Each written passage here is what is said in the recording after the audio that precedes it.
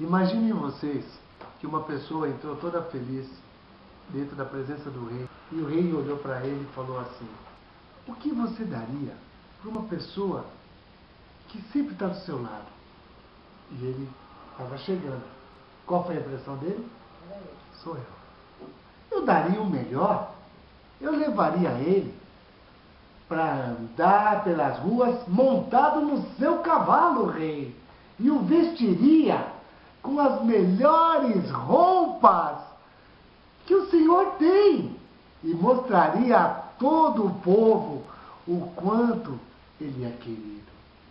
O rei olhou para ele e falou: olha, Mardoqueu está ali na entrada da casa, está ali nos degraus, ele é o homem que eu quero honrar. Faz isso para mim. Muito cuidado quando alguém te faz uma frase. Para vocês entenderem, esse homem odiava Mardoqueu. Queria que Mardoqueu fosse enforcado. Mas o rei fez uma pergunta tão simples e ele deu uma resposta tão maravilhosa que ele já se sentia o próprio sentado, montado, vestido, pronto, já estava ali, o segundo no reino.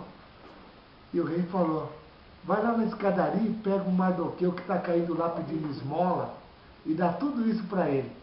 Porque um dia no passado, ele me livrou da morte, quando ele me deu notícias de que alguém queria me matar por envenenamento. Qual é o grande problema do veneno? Deixa eu pensar um pouquinho. O grande problema do veneno é que normalmente ninguém vê. Ele é escondido. Às vezes ele está embutido na palavra de quem fala e você não percebe. Temos que ter astúcia para sabermos quem está falando e que palavras estão sendo dadas.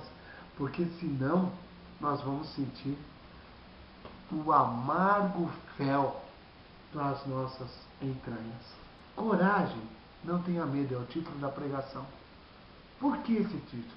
Porque de verdade, quantas vezes a gente acha que a nossa vez chegou, a nossa hora, e parece que passou.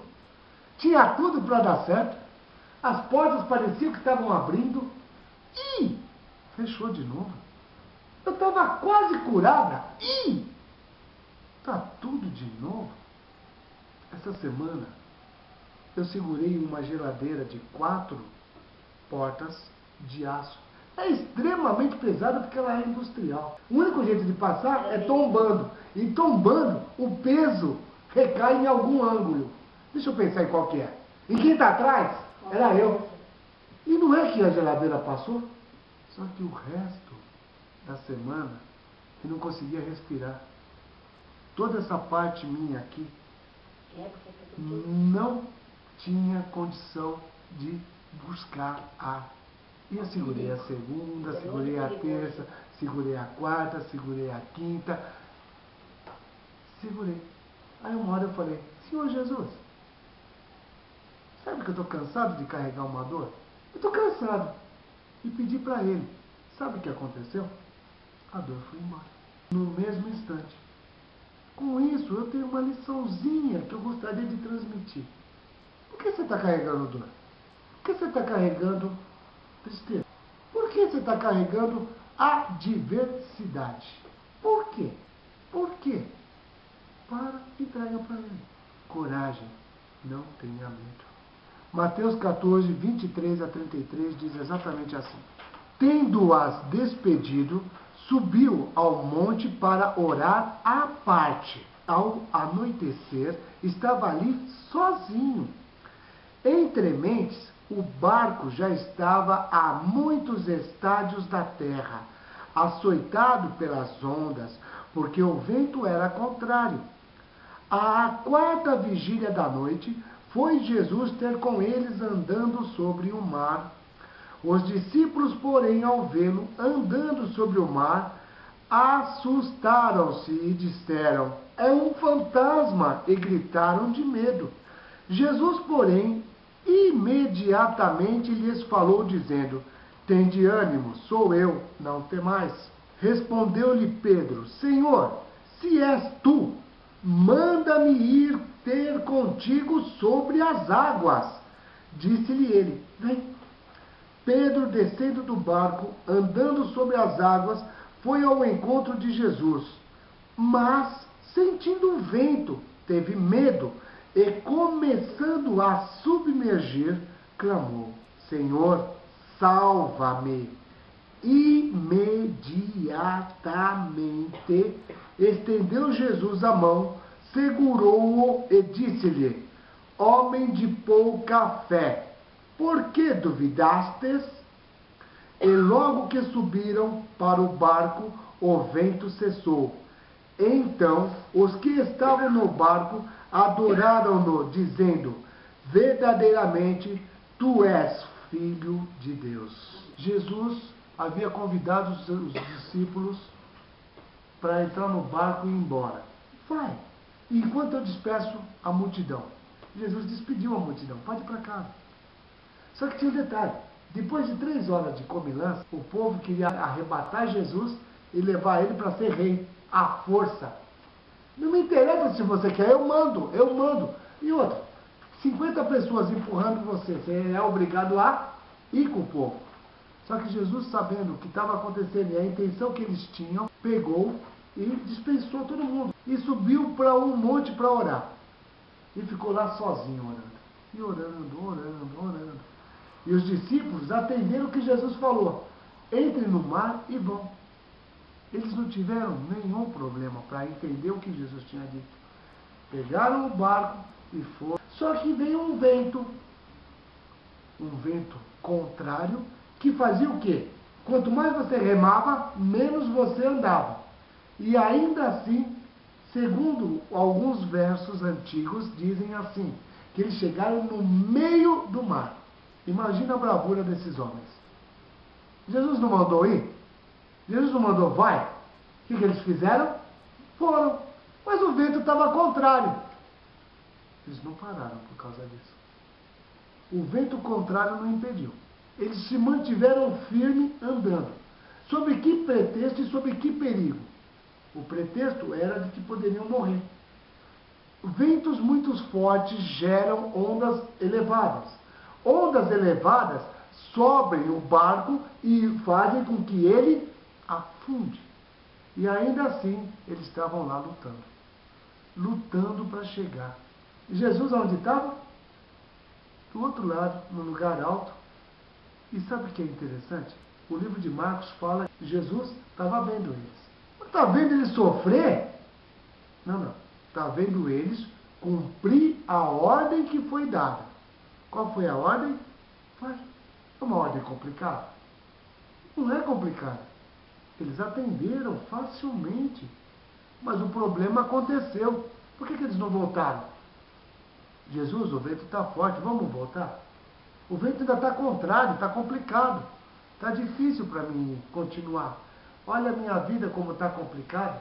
Quanto mais eu faço as coisas certinho, eu estou aqui, estou lendo, estou ouvindo a palavra, estou aprendendo, e as coisas não estão acontecendo na minha vida. Quanto mais eu estou fazendo, parece que olha que eu estou ali na boca para acontecer, algo vem e me tira. E o que eu faço? Eu fico ali de novo parado, estou sozinho, estou ilhado, estou num lugar onde só tem tempestade, só tem situação ruim.